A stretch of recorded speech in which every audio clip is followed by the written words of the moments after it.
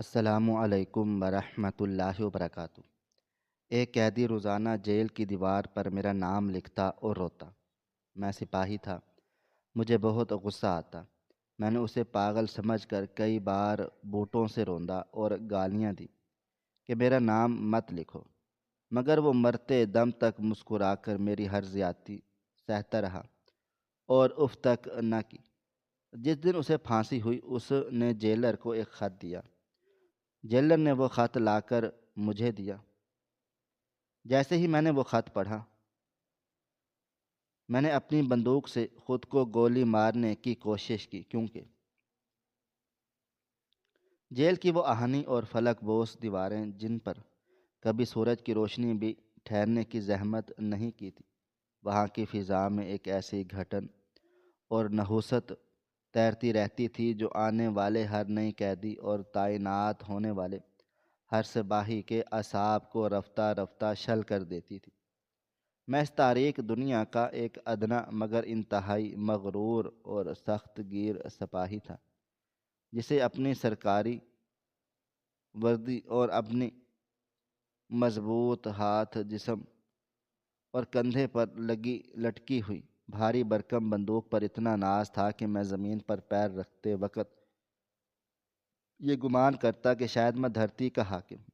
مجھے قیدیوں سے کوئی ہمدردی نہیں تھی، بلکہ میرے دل میں ان مجرموں کے لیے صرف اور صرف نفرت اور حقارت کا لاوا ابلتا رہتا تھا،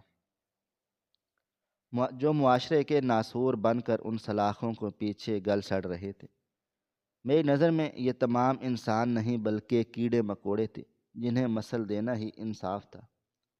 میرا معمول تھا، میں اپنی شفٹ کے دوران قیدیوں کو ہراساں نہیں کرتا تھا، انہیں گالیاں دیتا اور ذرا سی نافرمانی پر ان کی ہڈیاں توڑنے سے بھی گریز نہ کرتا، کیونکہ میں جانتا تھا ان چار دیواری کے اندر ہونے والے ظلم کی آواز باہر تک کی دنیا تک کبھی پہنچ نہیں سکتی۔ مگر اس جیل کے ایک تاریک کونے میں موجود کال کوٹری نمبر 402 کا مکین میرے لیے ایک ایسا معمہ بن چکا تھا جس نے میری راتوں کی نیند اور دن کا چین چھین رکھا تھا۔ وہ کوئی خطرناک ڈاکو یا قاتل نہیں تھا، بلکہ ہڈیوں کا ایک کمزور اور لاغر سا ڈھانچہ تھا، جس کی عمر 60 سال سے تجاوز کر چکی تھی، اور اس کے چہرے پر جھریوں کا ایک ایسا جال تھا جو اس کی زندگی کی تلخیوں اور طویل مشقت کی داستان سناتا تھا۔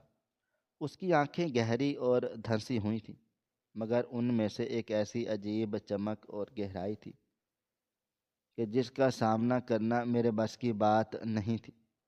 وہ قیدی جیل کے باقی تمام قیدیوں سے بالکل مختلف تھا، کیونکہ باقی قیدی یا تو رحم کی بھیک مانگتے تھے یا پھر اپنی بے گناہی کا رونا روتے تھے، مگر یہ بوڑھا ہمیشہ خاموش رہتا تھا اور اس کے ہونٹ سلے ہوئے محسوس ہوتے تھے، لیکن اس کا ایک ایسا پاگل پن اور جنونی معمول تھا جس نے میرے صبر کا پیمانہ لبریز کر دیا تھا اور میرے اندر کے درندے کو جگا دیا تھا۔ وہ روزانہ صبح سویرے جب روشنی کی ایک باریک لکیر اس کی کال کوٹری کے روشن دان سے اندر آتی، وہ فرش پر پڑا ہوا کوئلے کا کوئی ٹکڑا یا دیوار سے جھڑی ہوئی پلستر کی ایک کوئی نکیلی سی کنکری اٹھا لیتا اور پھر انتہائی انمہاک اور دیوانگی کے عالم میں دیوار کے اس حصے پر جھک جاتا جو سلاخوں کے قریب ترین تھا، اور وہاں کانپتے ہوئے ہاتھوں سے کچھ لکھنا شروع کر دیتا۔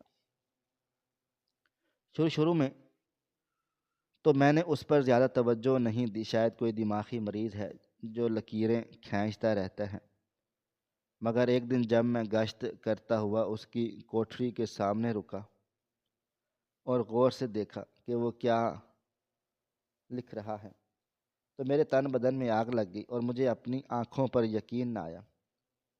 وہ دیوار پر کوئی منتر نہیں لکھ رہا تھا اور نہ ہی کسی خدا کو پکار رہا تھا، بلکہ وہ وہاں جلی حروف میں میرا نام لکھ رہا تھا، میرا نام کاشف، جو میری وردی پر لگی تختی پر کندہ تھا۔ وہ بوڑھا شخص اس نام کو اتنی خوبصورتی اور عقیدت سے لکھتا جیسے کوئی خطاط یا مقدس کتاب کی کتابت کر رہا ہو۔ وہ گھنٹوں اس نام کو نکھارتا رہتا، کبھی اسے صاف کرتا، کبھی اسے مزید گہرا کر دیتا۔ جب وہ لکھ چکا ہوتا تو دیوار کے اس حصے کو اپنے میلے کچیلے ہاتھوں سے ایسے چھوتا جیسے وہ کسی مقدس مقام کو چھو رہا ہو، اور پھر وہ زمین پر بیٹھ کر اس نام کو ٹٹکی باندھ کر دیکھتا رہتا، اور اس کی آنکھوں سے آنسوؤں کی جھڑی لگ جاتی۔ وہ زاروں قطار رونے لگتا، مگر اس کے رونے میں آواز نہیں ہوتی تھی، صرف آنسو ہوتے تھے جو اس کے جھریوں بھرے گالوں سے ہوتے ہوئے اس کی سفید اور الجھی ہوئی داڑھی میں جذب ہو جاتے تھے۔ یہ منظر میرے لیے ناقابل برداشت تھا۔ مجھے لگتا تھا یہ گندا اور غلیظ مجرم میرا نام اپنی ناپاک انگلیوں سے لکھ کر میری توہین کر رہا ہے، اور شاید مجھ پر کوئی کالا جادو کر رہا ہے، یا پھر وہ مجھے بد دعائیں دے رہا ہے۔ مجھے اس بات سے سخت نفرت تھی کہ میرا نام اس جیل کی منحوس دیواروں پر لکھا جائے جہاں صرف مجرموں کے نام اور ان کی سزائیں لکھی جاتی ہیں۔ میں نے پہلی بار جب یہ دیکھا تو غصے سے پاگل ہو کر اس کی کال کوٹری کا دروازہ کھولا اور اندر داخل ہو گیا۔ میں نے جاتے ہی ایک زوردار ٹھوکر اس کی کمر پر رسید کی۔ وہ بوڑھا جو پہلے ہی کمزور تھا گیند کی طرح لڑھک کر دیوار کے دوسرے کونے میں جا گرا، اور اس کے منہ سے ایک دبی ہوئی چیخ نکلی، مگر اس نے پلٹ کر مجھے کبھی کچھ نہیں کہا۔ میں اس کے سر پر کھڑا دھاڑ رہا تھا کہ تیری یہ ہمت کیسے ہوئی کہ تو نے میرا نام لکھا؟ تو جانتا نہیں میں کون ہوں؟ میں تیری کھال ادھیڑ دوں گا اگر تو نے دوبارہ ان گندی انگلیوں سے میرا نام لکھنے کی جسارت کی۔ میں نے اپنے بھاری بوٹ کی ایڑیاں سے دیوار پر لکھا ہوا نام مٹا دیا اور اس کی طرف حقارت سے تھوکتے ہوئے باہر نکل گیا۔ مجھے لگا تھا شاید یہ اب سدھر جائے گا اور خوف زدہ ہو کر دوبارہ ایسی حرکت نہیں کرے گا، مگر میری حیرت کی انتہا نہ رہی، اور جب اگلے ہی دن اس نے دوبارہ وہاں سے میں گزرا تو پھر وہ بوڑھا اسی جگہ بیٹھا تھا، اور دیوار پر میرا نام پہلے سے بھی زیادہ واضح اور خوبصورت انداز میں لکھا ہوا تھا، اور وہ اسی طرح رو رہا تھا جیسے کل رو رہا تھا۔ یہ دیکھ کر میرا خون کھول اٹھا۔ مجھے اپنی بے بسی اور توہین کا شدید احساس ہوا۔ میں دوبارہ اس کی کوٹری میں داخل ہوا، اور میں نے اسے صرف ٹھوکر نہیں ماری بلکہ اپنے بندوق کا دستہ پوری قوت سے اس کے کندھے پر مارا۔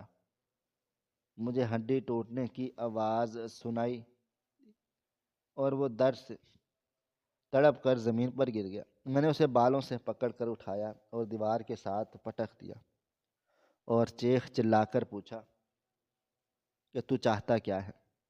تو کیوں میرے پیچھے پڑ گیا ہے؟ میرا نام کیوں لکھتا ہے؟ کیا تجھے موت سے ڈر نہیں لگتا؟ مگر اس بوڑھے کا رد عمل ایسا تھا کہ جس نے مجھے مزید مشتعل اور ذہنی طور پر الجھا دیا۔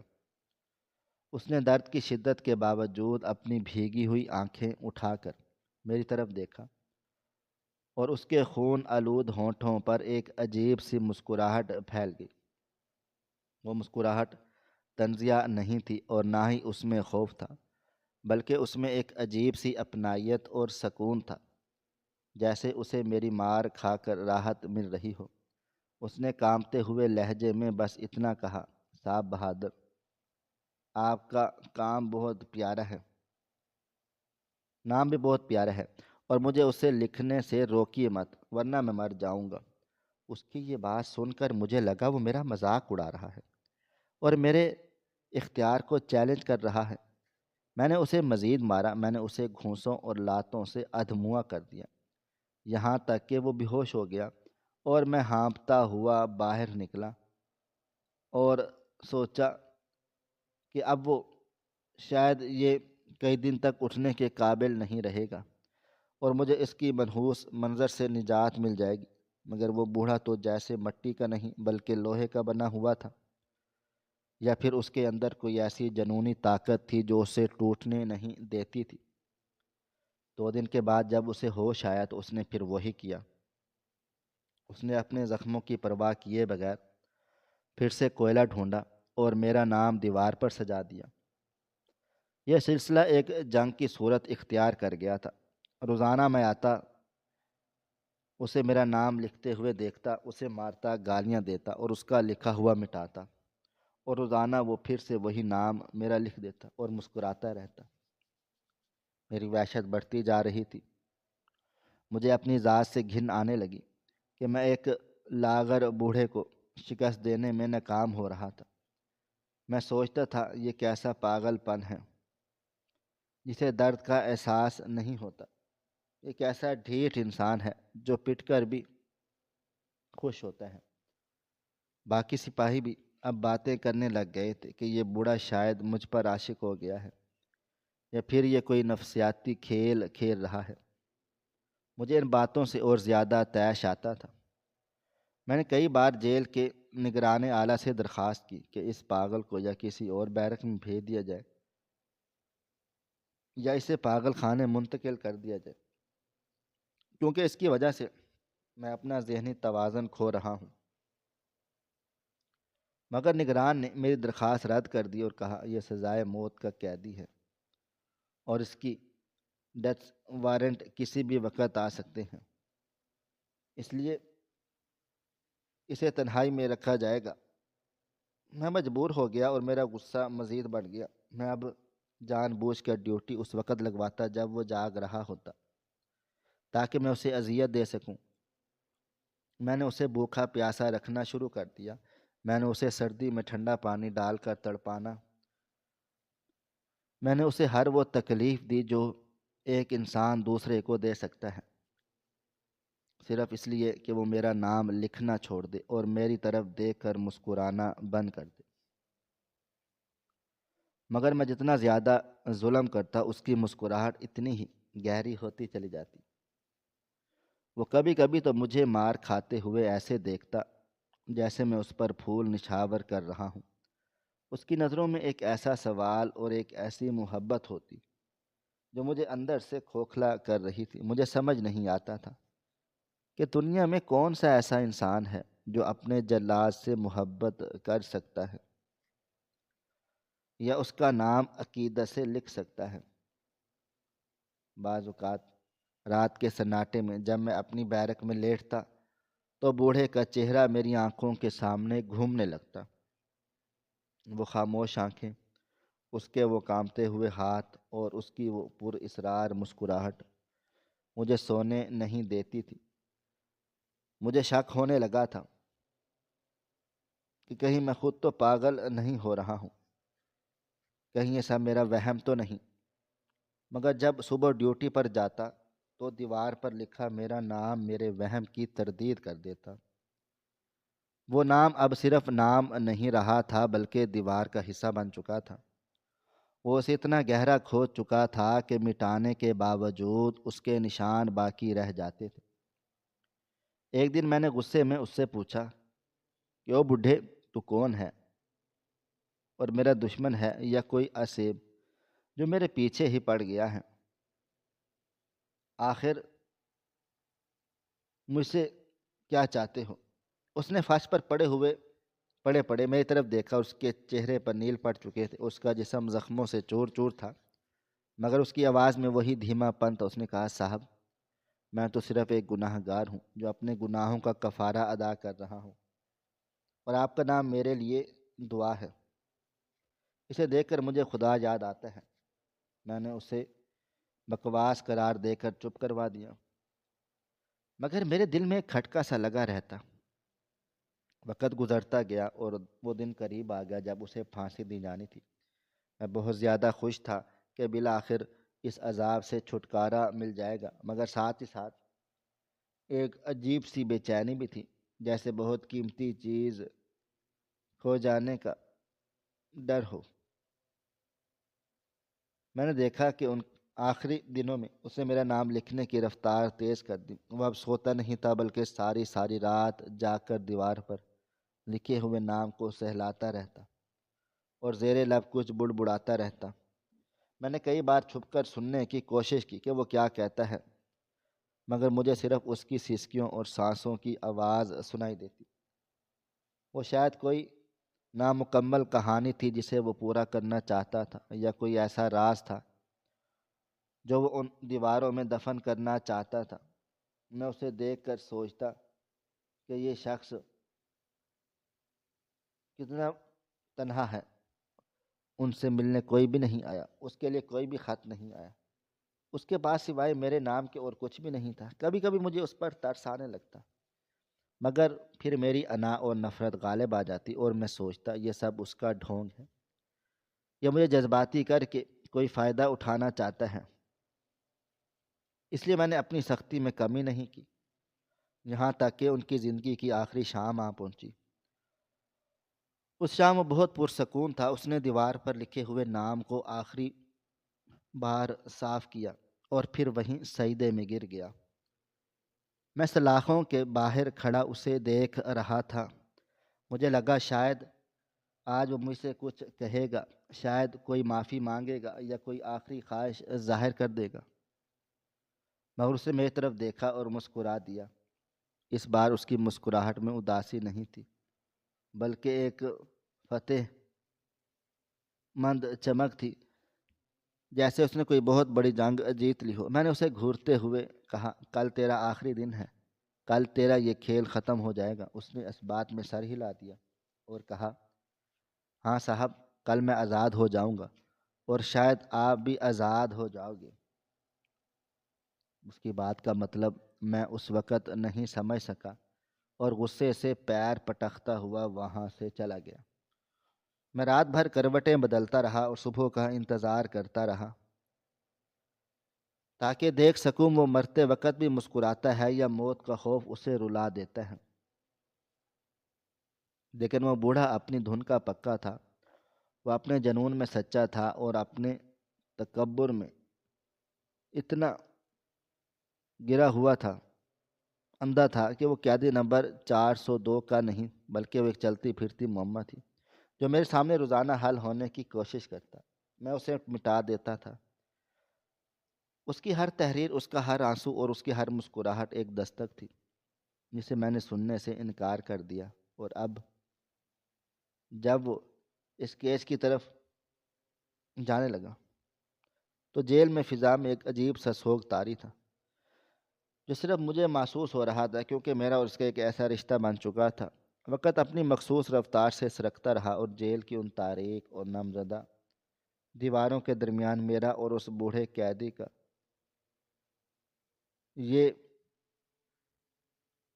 اعصاب شکن تعلق ایک ایسے موڑ پر آ کھڑا ہوا جہاں تو میری برداشت جواب دے چکی تھی اور میرے اندر کا انسان روزانہ اس کشمکش سے تھک چکا تھا۔ یہ محض ایک قیدی اور سپاہی کا معاملہ نہیں رہا تھا، بلکہ یہ دو متضاد نفسیاتی کیفیتوں کا ٹکراؤ تھا، جس میں ایک طرف میری بے پناہ نفرت اور طاقت تھی اور دوسری طرف اس کمزور اور لاغر وجود کی ناقابل فہم محبت اور صبر تھا، جو کسی پہاڑ کی طرح اپنی جگہ پر قائم تھا۔ دن ہفتوں میں اور ہفتے مہینوں میں بدلتے گئے، مگر اس بوڑھے کے معمول میں ایک لمحے کا فرق نہیں آیا، اور وہ ہر صبح اسی طرح اٹھتا، اسی دیوانگی سے کوئلہ یا پتھر تلاش کرتا، اور پھر اسی محبت سے دیوار پر میرا نام کندہ کرتا، جیسے یہ اس کی زندگی کا واحد مقصد ہو۔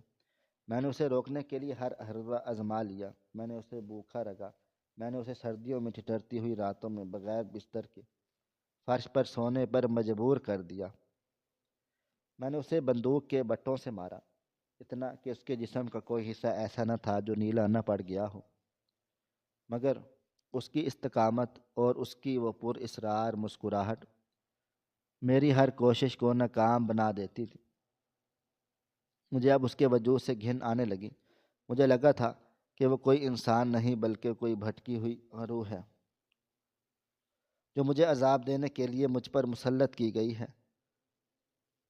اس کا میری طرف دیکھنا، اس کا میرا نام لکھنا اور اس نام کو چومنا میرے لیے سہانے روح بن چکا تھا۔ جگر کے دیگر سپاہی اور عملہ بھی اس تماشے سے خوب واقف کار تھے، اور وہ اکثر دبی الفاظوں میں میرا نام پکارتے تھے اور مذاق اڑاتے، اور دیکھو وہ پاگل بڈھا پھر کاشف سپاہی کے عشق میں دیواریں کالی کر رہا ہے۔ ان کی یہ باتیں میرے زخموں پر نمک چھڑکتی، اور اس کا میں سارا غصہ اس بے بس قیدی پر اتارتا، اس کی کول کوٹری میں چلا جاتا اور اس کا لکھا ہوا نام مٹانے کے لیے پانی کی بالٹی دیواروں پر مارتا اور اسے گالیاں دیتا کہ تو میرے نام کو کیوں بدنام کر رہا ہے۔ اور مگر وہ مٹی کا پتلا صرف اتنا کہتا تھا کہ صاحب یہ نام ہی تو میری سانسیں ہیں، اگر یہ مٹ گیا تو میں ہی مٹ جاؤں گا۔ اس کی ان بے سروپا باتوں نے مجھے یقین دلا دیا کہ یہ شخص مکمل طور پر ذہنی توازن کھو چکا ہے، اور اس کا علاج صرف موت ہے۔ میں شدت سے اس دن کا منتظر تھا جب عدالت کی طرف سے اس کا فیصلہ آئے اور اس کا منحوس سایہ میرے سر سے ٹلے۔ میری راتوں کی نیندیں حرام ہو چکی تھی۔ میں خواب میں بھی خود کو اس کال کوٹری کے سامنے کھڑا دیکھتا، جہاں وہ بوڑھا دیوار پر میرا نام لکھ رہا ہوتا اور خون کے آنسو رو رہا ہوتا۔ میں چیخ کر اٹھ بیٹھتا اور پسینے میں شرابور ہو جاتا۔ مجھے محسوس ہوتا کہ وہ بوڑھا دور رہ کر بھی میرے اعصاب پر سوار رہے۔ بالآخر وہ دن آ ہی گیا تھا جس کی میں دعائیں مانگتا تھا۔ دوپہر جب میں اپنی ڈیوٹی پر موجود تھا، جیل کا بہت بڑا داروغہ ایک سرخ لفافہ ہاتھ میں لیے میری طرف آیا۔ اس کے چہرے پر سنجیدگی تھی۔ اس نے مجھے بتایا کہ قیدی نمبر 402 کی رحم کی اپیل مسترد ہو چکی ہے اور عدالت عالیہ نے اس کی پھانسی کی تاریخ مقرر کر دی ہے، جو کہ اب ٹھیک 2 دن کے بعد کی صبح ہے۔ یہ خبر سنتے ہی میرے دل میں ایک لہر دوڑ گئی، خوشی کی بھی تھی اور سکون کی بھی۔ مجھے لگا جیسے میرے کندھوں سے منو بوجھ اتر گیا ہوں۔ میں نے فوراً وہ پروانہ موت تھاما اور تیز قدموں کے ساتھ اس بوڑھے کی کال کوٹری کی طرف بڑھا۔ میرے قدموں میں ایک فاتحانہ دھمک تھی۔ میں چاہتا تھا کہ میں خود اسے یہ خبر سناؤں اور دیکھوں کہ موت کا خوف اس کے چہرے سے اس کی مسکراہٹ کو کیسے نوچتا ہے جو مجھے زہر لگتی ہے۔ میں اس کی کوٹری کے سامنے پہنچا تو وہ حسب دستور دیوار کی طرف منہ کیے بیٹھا ہوا تھا اور اپنی انگلیوں سے دیوار پر کچھ کرید رہا تھا۔ میں نے سلاخوں پر ڈنڈا مارا تاکہ وہ میری طرف متوجہ ہو۔ اس نے چونک کر میری طرف دیکھا، اس کی آنکھیں ہمیشہ کی طرح نم تھیں۔ میں نے ایک طنزیہ کہکہا لگایا اور بلند آواز میں کہا، مبارک ہو بڈھے، تیری الٹی گنتی شروع ہو گئی۔ عدالت نے تیرا ٹکٹ کاٹ دیا ہے، پرسوں صبح تجھے لٹکا دیا جائے گا اور تیرا یہ ڈرامہ ہمیشہ ہمیشہ کے لیے ختم ہو جائے۔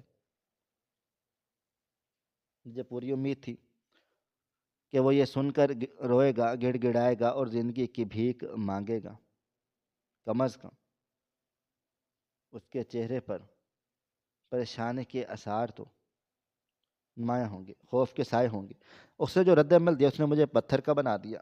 اس نے میری بات سن کر ایک لمبی سانس لی اور ایک چہرے پر اطمینان سا، عجیب سا اطمینان پھیل گیا۔ اس نے آسمان کی طرف دیکھا اور پھر میری طرف دیکھ کر دھیمی آواز میں بولا، شکر ہے مالک کا، اس نے میری سن لی اور مجھے اس قید سے رہائی کا پروانہ بھیج دیا۔ صاحب، آپ کا بہت بہت شکریہ کہ آپ یہ خوشخبری لے کر آئے۔ اور اس کا یہ انداز دیکھ کر میرا دل و دماغ بھگ سے اڑ گیا۔ میں نے جھنجھلا کر کہا، اوے پاگل، کیا تجھے موت کا مطلب نہیں پتہ؟ تجھے 2 دن کے بعد مار دیا جائے گا، تیری گردن ٹوٹ جائے گی، تو مٹی میں مل جائے گا۔ کیا تجھے ذرا بھی ڈر نہیں لگ رہا؟ وہ بوڑھا آہستہ سے اٹھا اور سلاخوں کے قریب آ کر کھڑا ہو گیا۔ اس نے اپنی کمزور انگلیاں سلاخوں پر جمائیں اور میری آنکھوں میں جھانکتے ہوئے کہا، صاحب، ڈر کیسا؟ موت تو محبوب سے ملنے کا نام ہے، اور میں تو کب سے اس کا انتظار میں تھا کہ کب یہ سانسوں کی ڈور ٹوٹے اور کب میں اپنے پیاروں کے پاس جا سکوں۔ میں نے اپنی زندگی کا مقصد پورا کر لیا ہے، اب یہاں رہنے کا کوئی جواز نہیں بچا۔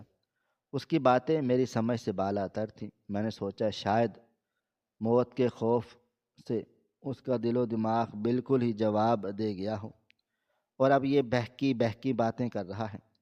میں نے اسے حقارت سے دیکھا اور کہا کہ جو جی میں آئے بکواس کر لے، بس 2 دن کی بات ہے، پھر نہ تو ہوگا اور نہ تیرا یہ پاگل پن۔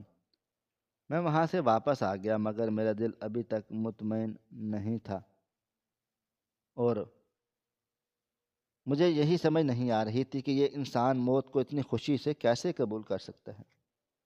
2 دن کے بعد میرے لیے صدیوں پر محیط ہو گئے۔ میں ہر وقت یہی سوچتا رہتا کہ کہیں یہ کوئی نئی چال تو نہیں چل رہا۔ آخری رات یعنی پھانسی سے پہلی والی رات میری ڈیوٹی خاص طور پر اس کال کوٹری پر لگا دی گئی اور تاکہ اس پر نظر رکھی جا سکے کہیں وہ خودکشی نہ کر لے یا کوئی اور مسئلہ نہ کھڑا کر دے۔ یہ رات جیل کی تاریخ کی سب سے طویل اور بوجھل رات تھی۔ باہر سرد ہوا چل رہی تھی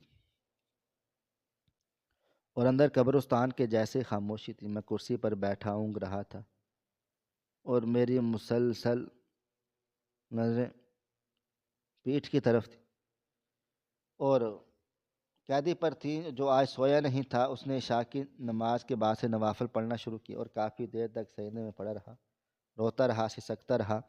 اس کی سسکیاں اتنی دردناک تھیں کہ پتھر دل انسان بھی پگھل جائے، مگر میرے دل پر نفرت کا پہرا تھا۔ جب وہ نماز سے فارغ ہوا تو اس نے پھر سے وہی کیا جس سے مجھے چڑ تھی۔ وہ دیوار کے پاس گیا اور اس کوئلے کے ٹکڑے سے دیوار پر لکھے ہوئے میرے نام کو دوبارہ گہرا کر دیا۔ اس بار وہ نام کو بہت نفاست اور پیار سے سنوار رہا تھا، جیسے کوئی مصور اپنا شاہکار تخلیق کر رہا ہو۔ وہ ایک ایک لمحہ کو لکھتا اور پھر اسے اپنی میلی قمیض کے دامن سے صاف کرتا۔ اس نے پوری رات اسی مشقت میں گزاری۔ میں بیٹھا اسے دیکھتا رہا اور سوچتا رہا، آخر اس نام میں ایسا کیا ہے؟ میرا نام تو ہزاروں لوگوں کا ہے، یہ شخص اسی نام کے پیچھے کیوں دانہ دیوانہ ہے؟ کئی بار میں نے اس سے پوچھا، سوچا بھی اسے منع کر دوں، ڈانٹوں یا ماروں، مگر میں خود کو روک لیا۔ میں نے سوچا بس چند گھنٹوں کی بات ہے، سورج نکلتے ہی یہ ہمیشہ ہمیشہ کے لیے خاموش ہو جائے گا اور آج رات اسے جو بھی کرنا ہے کر لینے دو۔ ویسے بھی یہ اس کی زندگی کی آخری رات ہے، میں کیوں اپنا خون جلاؤں؟ وہ بوڑھا رات کے پچھلے پہر دیوار سے ٹیک لگا کر بیٹھ گیا اور اب اس نام کو ٹک ٹکی باندھ کر دیکھنے لگا۔ اس کی آنکھوں سے مسلسل آنسو بہہ رہے تھے۔ وہ زیر لب کچھ بڑبڑا رہا تھا۔ میں نے کان لگا کر سننے کی کوشش کی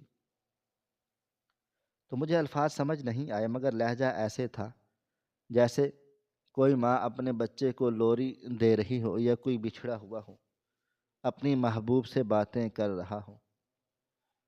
اس کی کیفیت نے مجھے خوفزدہ تو نہیں کیا مگر الجھن میں ضرور ڈال دیا۔ مجھے بار بار خیال آ رہا تھا کہ کہیں میں نے اس کے ساتھ زیادتی تو نہیں کی، کیا مجھے اس کے آخری وقت میں بھی اس کے ساتھ نرمی نہیں برتنی چاہیے تھی؟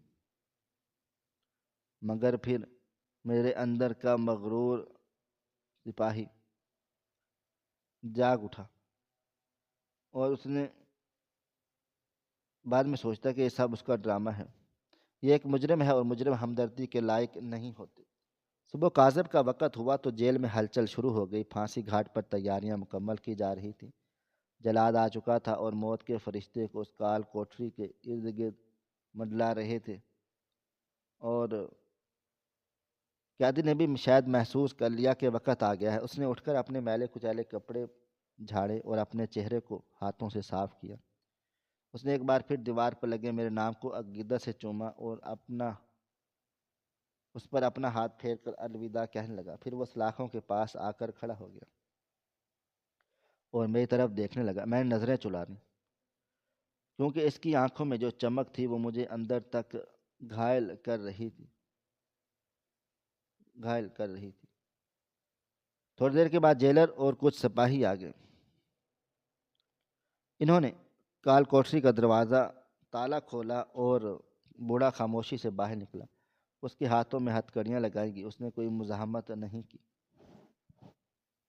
بلکہ اس کے ہونٹوں پر وہی مسکراہٹ تھی جو اس دستے کے ساتھ میں چل رہا تھا، جو اسے پھانسی گھاٹ طرف لے جا رہا تھا۔ میرے دل میں اب خوشی کے شادیانے بج رہے تھے کہ بالآخر یہ سفر تمام ہو چکا ہے۔ مجھے یقین تھا کہ جیسے اس کا دم نکلے گا میری زندگی کا یہ عذاب بھی ختم ہو جائے گا۔ میں نے گہری سانس لی اور آسمان کی طرف دیکھا جہاں سورج طلوع ہونے والا تھا۔ مجھے لگا یہ سورج میرے لیے ایک نئی صبح لے کر آ رہا ہے، ایک ایسی صبح جس میں کوئی دیوار پر میرا نام لکھ کر مٹا نہیں سکے گا اور مجھے پریشان نہیں کرے گا، مجھ پر کوئی پراسرار مسکراہٹ سے وار نہیں کرے گا۔ میں نے دل ہی دل میں خدا تعالیٰ کا شکر ادا کیا اور سوچا کہ بس کچھ ہی دیر کی بات ہے، پھر تختہ کھینچ دیا جائے گا اور رسی کا پھندا اس کی گردن کو دبوچ لے گا اور پھر ہمیشہ ہمیشہ کے لیے میری جان اس نفسیاتی مریض سے چھوٹ جائے گی۔ پھانسی گھاٹ کا وہ وسیع اور وحشت ناک احاطہ جہاں موت کا رقص شروع ہونے ہی والا تھا، صبح کی دھند میں لپٹا ہوا، اور فضا میں ایک ایسی سنگین غلطی تھی، خاموشی تاری تھی جو وہاں موجود ہر ذی روح کے دل کو دھڑکنے پر کو متاثر کر رہی تھی۔ قیدی نمبر 402 کو جب لکڑی کے تختے کے نیچے لایا گیا تو اس کے قدموں میں ذرا برابر بھی لڑکھڑاہٹ نہیں تھی۔ وہ اس پورے راستے میں ایسے چلتا رہا جیسے وہ کسی باغ کی سیر کو جا رہا ہو۔ اس کے چہرے پر وہی ایک مسکراہٹ تھی اور پرسکون اور مما خیز تھی جو ہمیشہ سے مجھے زہر لگتی تھی، اور آج وہ میرے تن بدن میں آگ لگا رہی تھی۔ میں حفاظتی دستے کا حصہ تھا اور جو اسے باہر لے کر آیا، میں اسے دفتر دار کے چند قدم کے فاصلے پر اپنی بندوق سیدھی کیے کھڑا تھا۔ میرا دل چاہ رہا تھا کہ یہ کارروائی جلد سے جلد مکمل ہو اور میں اس منحوس سائے سے چھٹکارا پا سکوں۔ جلال نے آگے بڑھ کر اس کو سائے پر نقاب ڈالنے کی کوشش کی، نرمی سے ہاتھ کے اشارے سے روک دیا اور جیل کے نگران کی طرف دیکھ کر اجازت طلب نظروں سے دیکھا، جیسے وہ اپنی آخری خواہش کا اظہار کرنا چاہتا ہوں۔ نگران نے سر ہلا کر اجازت دی تو اس بوڑھے نے اپنی نظریں گھما کر مجھے تلاش کیا اور کہا، جب اس کی نظر تم پر پڑے اور مجھ پر پڑی تو اس کی آنکھوں میں محبت اور شفقت کا ایک ایسا سمندر امڈ آیا جسے دیکھ کر میں بوکھلا گیا۔ اس نے کانپتے ہوئے ہاتھوں سے اپنی قمیض کی اندرونی جیب ٹٹولی اور ایک مڑا توڑا ہوا بوسیدہ کاغذ کا ٹکڑا نکالا اور قریب کھڑے جیل کے نگران کے ہاتھ میں تھما دیا، اور میری طرف اشارہ کر کے کچھ کہا۔ میں فیصلے سے سن نہ سکا، فاصلے کی وجہ سے۔ نگران نے وہ کاغذ لے کر اپنی جیب میں ڈال لیا اور جلاد کو اشارہ کیا۔ جلاد نے کالا نقاب اس کے چہرے پر چڑھا دیا، اس کی گردن میں موٹی اور کھردری رسی کا پھندا ڈال دیا گیا۔ میں یہ سب دیکھ رہا تھا اور میرے اندر ایک بے چینی سی سر اٹھا رہی تھی۔ مجھے سمجھ نہیں آ رہا تھا یہ بے چینی کیوں ہے، حالانکہ یہ وہی لمحہ تھا جس کا میں شدت سے منتظر تھا۔ نگران نے گھڑی دیکھی اور ہاتھ نیچے کیا، جس کے ساتھ ہی جلاد نے لیور کھینچ دیا اور ایک زوردار کھڑاک کی آواز نیچے آ گئی اور تختہ نیچے لے گیا۔ آواز گونجی، گر گیا تک قیدی کا جسم ہوا میں جھول گیا اور رسی تن گئی۔ چند لمحوں کی تڑپ کے بعد وہ جسم ساکت ہو گیا اور جیل کی فضا میں موت کا سکوت چھا گیا۔ ڈاکٹر نے آگے بڑھ کر نبض چیک کی اور موت کی تصدیق کر دی۔ میرا دل ایک دم سے ہلکا ہو گیا تھا اور مجھے لگا کہ جنگ ختم ہو گئی، میں نے جیت حاصل کر لی، اس بوڑھے کا قصہ تمام ہو گیا۔ اب کوئی میرا دیوار پر نام میرا نہیں لکھے گا، اب کوئی مجھے دیکھ کر نہیں مسکرائے گا۔ میں نے گہرا سانس لیا اور اپنی بیرک کی طرف جانے کے لیے ہی مڑا تھا کہ نگران صاحب نے مجھے آواز دی کہ سپاہی کاشف ذرا ادھر آؤ۔ میں رک گیا اور پلٹ کر ان کے پاس گیا۔ ان کے چہرے پر گہری سنجیدگی اور شاید کچھ تعصب تھا۔ انہوں نے اپنی جیب سے وہی مڑا توڑا کاغذ نکالا جو مرنے والے نے انہیں دیا تھا، اور میری طرف بڑھاتے ہوئے کہا، یہ قیدی نے تمہارے لیے بھیجا ہے، کہ کہا تھا کہ میرے چلے جانے کے بعد کاشف کو دے دینا۔ میں نے حیرت سے وہ کاغذ دیکھا اور میرے ماتھے پر بال پڑ گئے۔ مجھے یہ کیا بکواس ہے؟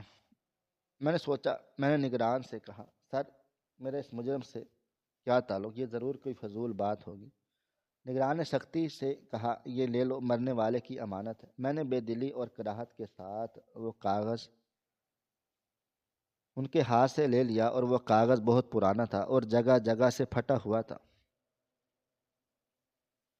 میں ایک طرف ہٹ کر کھڑا ہو گیا اور اس کاغذ کی تاہوں کو کھولنا شروع کر دیا۔ میرے ہاتھ میں ایک عجیب سی کپ کپاہٹ تھی جسے میں کنٹرول نہیں کر پا رہا تھا۔ میں نے کاغذ کو سیدھا کیا اور اس پر ٹوٹی پھوٹی مگر قسمتوں سے بھری شہر موٹی اور واضح لکھائی میں تحریر لکھی تھی، اور اوپر لکھا تھا میرے لخت جگر کاشف کا نام۔ یہ پڑھتے ہی مجھے لگا کہ کسی نے میرے دل پر ہتھوڑا مارا ہو۔ میں نے تھوک نگلا اور آگے پڑھنا شروع کیا۔ خط کے الفاظ کچھ یوں تھے، میرے پیارے بیٹے کاشف، میں جانتا ہوں جب تم یہ خط پڑھ رہے ہوگے تو میں اس دنیا کی قید سے آزاد ہو چکا ہوں گا، اور تم شاید خوش ہو رہے ہوگے کہ ایک پاگل بوڑھے سے جان چھوٹی جو تمہاری زندگی کا اور عذاب بنا ہوا تھا۔ لیکن میرے بچے، حقیقت وہ نہیں ہے جو تم نے دیکھی۔ حقیقت تو یہ ہے کہ میں کوئی پاگل نہیں تھا اور نہ ہی کوئی اجنبی تھا۔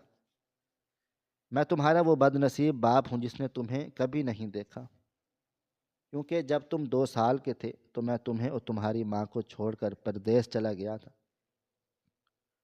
تمہیں یاد ہو شاید یا نہ ہو، لیکن بچپن میں تمہارے دل میں ایک سوراخ تھا، اور ڈاکٹروں نے کہا تھا اگر جلدی آپریشن نہ ہوا تو تم بچ نہیں پاؤ گے۔ میں تمہارے علاج کے لیے بہت بڑی رقم کی ضرورت تھی جو میرے پاس نہیں تھی۔ میں نے ہر دروازے پر دستک دی، میں نے ہر کسی کا دروازہ کھٹکھٹایا، ہاتھ پھیلائے، مگر کسی نے بھی وہ مدد نہیں کی۔ مجبور ہو کر میں نے پردیس میں جرم کا راستہ اختیار کیا۔ میں نے چوری کی، ڈکیتیاں کی، صرف اس لیے کہ میں پیسے جمع کر کے تمہاری ماں کو بھیج سکوں تاکہ تمہارا آپریشن ہو سکے۔ میں نے جو کچھ کمایا وہ سب گھر بھیج دیا، اور اسی حرام کمائی سے تمہارا علاج ہوا اور تمہاری جان بچ۔ میں وہاں سے بچا کر آ تو گیا، لیکن یہاں میں قانون کی گرفت میں آ گیا اور مجھے عمر قید کی سزا ہو گئی۔ میں نے کبھی تمہیں نہیں بتایا کہ میں جیل میں ہوتا ہوں، کہ تم پر مجرم باپ کا سایہ نہ پڑے۔ میں نے سالوں اس جیل میں تنہائی کاٹی، صرف تمہاری تصویر سینے سے لگا کر جیتا رہا، اور اب پھر قدرت کا کھیل دیکھو، مجھے اسی جیل میں منتقل کر دیا گیا جہاں تم سپاہی بھرتی ہو کر آئے تھے۔ پہلے دن میں نے جب تمہیں دیکھا تو میں پہچان نہیں سکا۔ جب میں نے تمہاری وردی پر لکھی تختی پر کاشف نام پڑھا، اور تم نے جب آستین اوپر کی اور تمہاری کلائی پر وہ کالا تل جو پیدائشی تھا، میرا کلیجہ منہ کو آ گیا۔ میں نے پہچان گیا کہ تم میرا وہی ننھا کاشف ہو جس کی جان بچانے کے لیے میں نے اپنی دنیا اور آخرت برباد کر دی۔ میرا دل چاہا کہ چیخ چیخ کر تمہیں گلے سے لگا لوں، بتاؤں کہ تمہارا میں باپ ہوں، مگر پھر میں رک گیا۔ میں نے سوچا کہ میں ایک عزت دار شخص کے لیے اور سپاہی کا باپ پھانسی گھاٹ کا مجرم کیسے بن گیا۔ اگر دنیا کو پتہ چلا تو تمہاری نوکری، تمہاری عزت سب خاک میں مل جاتی۔ اس لیے میں نے خاموشی اختیار کر لی اور اپنے ہونٹ سی لیے۔ لیکن بیٹے باپ کی محبت چھپائے نہیں چھپتی۔ میں روز دیوار پر تمہارا نام لکھتا، کیونکہ میرے پاس تمہیں پکارنے کا کوئی اور راستہ نہ تھا۔ میں اس نام کو چومتا کیونکہ میں تمہارے ماتھے کو نہیں چوم سکتا تھا، اور جب تم مجھے مارتے تھے، ٹھوکریں مارتے تھے، گالیاں دیتے تھے، تو قسم اس رب کی جس کے پاس میں جا رہا ہوں، مجھے ذرا برابر بھی تکلیف نہیں ہوتی۔ بلکہ میرے دل کو ٹھنڈک پڑتی تھی، کیونکہ یہ مار میرے بیٹے کے ہاتھوں پڑ رہی ہے۔ تمہارے ہاتھوں کا لمس چاہے وہ تھپڑ کی شکل میں ہو یا ٹھوکر کی شکل میں، میرے لیے کسی مرہم سے کم نہیں تھا، اس لیے میں مسکراتا تھا۔ میرا بیٹا میرے سامنے ہے، جوان ہے، صحت مند ہے اور ایک باوقار زندگی گزار رہا ہے۔ میری قربانی رائے گاہ نہیں گی، میں نے تمہاری جان بچا لی اور آج میں خوشی خوشی مر رہا ہوں۔ تو میرا بیٹا اپنے فرض کا پکا ہے، اس نے مجرم کے ساتھ وہی سلوک کیا جو ایک سپاہی کو کرنا چاہیے۔ مجھے تم سے کوئی گلہ شکوہ نہیں، میرے بچے، بس میری ایک آخری خواہش ہے، کبھی میری زندگی میں میری قبر پر آؤ تو مجھے باپ سمجھ کر ایک بار فاتحہ ضرور پڑھ لینا اور مجھے معاف کر دینا۔ میں تمہارا ایک مجرم باپ ہوں، اور اس کا نام سنتے ہی اپنا خیال رکھنا اور خوش رہنا۔ تمہارا گناہ گار باپ کے عرقی الفاظ پڑھتے پڑھتے میری آنکھوں کے آگے اندھیرا چھا گیا، میرے کانوں میں سائیں سائیں ہونے لگی اور مجھے لگا زمین پھٹ رہی ہے اور میں اس میں دھنستا چلا جا رہا ہوں۔ وہ کاغذ میری ہاتھوں سے چھوٹ کر گر پڑا اور اگر میں گھنٹوں گھٹنوں کے بل بیٹھ گیا، میرے منہ سے ایک بھیانک اور دل دہلا دینے والی چیخ نکلی جس نے جیل کی در و دیواروں کو ہلا دیا۔ خدایا، یہ میں نے کیا کر دیا؟ یہ میں نے کسے مارا؟ وہ بوڑھا، وہ لاغر جسم جسے میں روز اپنی بھاری بوٹوں تلے رونتا تھا، وہ کوئی اور نہیں، میرا اپنا سگا باپ۔ وہ باپ جس نے میری زندگی کے لیے اپنی زندگی بیچ دی، جس نے میرے دل کے لیے اپنا دل چھلنی کر دیا۔ میں کتنا بڑا بدبخت ہوں۔ میں نے اپنے محسن اپنے باپ کو جانوروں کی طرح مارا پیٹا، اسے گالیاں دیتا رہا اور وہ مسکرا کر دعائیں دیتے رہا۔ میرے ذہن میں وہ تمام مناظر فلم کی طرح چلنے لگے، جب میں اس کے سینے پر لات مار رہا تھا، میں نے ایک طرف سے محبت سے دیکھتا بھی تھا، مجھے اپنی ٹانگیں کٹتی ہوئی محسوس ہوئی، مجھے اپنے ہاتھ کسی کسائی کے ہاتھ لگنے لگے، مجھے اپنی وردی سے گھن آنے لگی جس کے غرور میں نے اپنے باپ کا خون کر دیا۔ میں نے سر اٹھا کر اس جھولتی ہوئی لاش کی طرف دیکھا جس کے چہرے پر کالا نقاب تھا۔ مجھے اب سمجھ آ گیا کہ وہ مسکراہٹ فتح کی مسکراہٹ تھی، محبت کی قربانی تھی، اور پہچان گیا، مٹا دی اپنی پہچان بنانے کے لیے۔ میرے اندر کا پچھتاوے کا ایک ایسا طوفان اٹھا جس نے میرے ہوش و حواس چھین لیے۔ میں اپنی بندوق سے خود کو گولی مارنے کے لیے نالی کن پٹی پر رکھی، سب میری طرف دیوانہ وار بھاگے، لیکن میں نے ٹریگر دبا دیا۔ اس سے بڑھ کر اور کوئی میری سزا نہیں ہو سکتی تھی میرے لیے۔ ناظرین، اگر آپ کو ہماری یہ ویڈیو پسند آئی ہو تو ہماری ویڈیو کو لائک کریں، شیئر کریں، اور اگر آپ ہمارے چینل پر نئے ہیں تو ہمارے چینل کو سبسکرائب کرنا مت بھولیں۔ شکریہ، اللہ حافظ۔